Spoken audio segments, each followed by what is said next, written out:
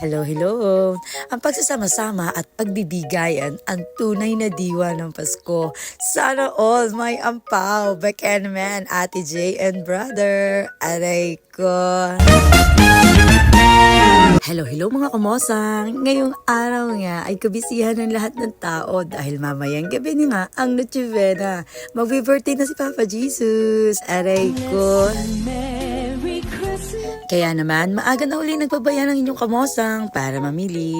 Simple lang naman ang mga request nila na handa. Andiyan ang chicken, carbonara, hipon, at kaunting inihaw na manok. Oo, gayon. Siyempre, di mawawala ang dessert pang alis umayain. Aray ko. Pagdating ko nga ni sa bayan, ay di na ako sa Candaba sana mamimili. Pero sa dami ng tao, I change my mind mga kamosang. Ayoko naman pumila ng matagal. Aray ko. Kaya naman, di na lang ako lumipat sa may palengke mismo. At nang nabili ko nga ni lahat ng kailangan ko ay umuwi na din ang inyong kamosang.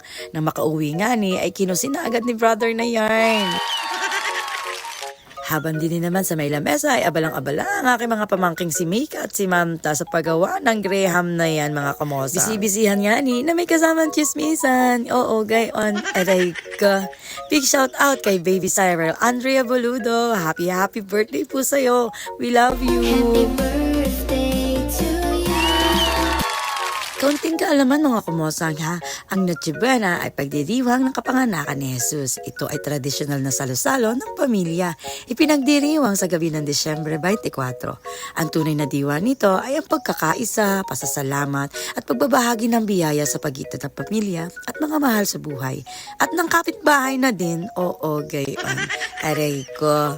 Mga bandang 9:30 ay for the ihaw na mga person. Luto na din ang lahat ng ihahanda para ready na lahat at oras na lang ang iintayin. Sabi nga ni brother, mindset ba mindset? Aray ka. Maya-maya pa nga ni ay pumatak na ang alas 12 mga kamosang. Nagsimula lang ang kainan, batian ng Merry Christmas sa bawat isa.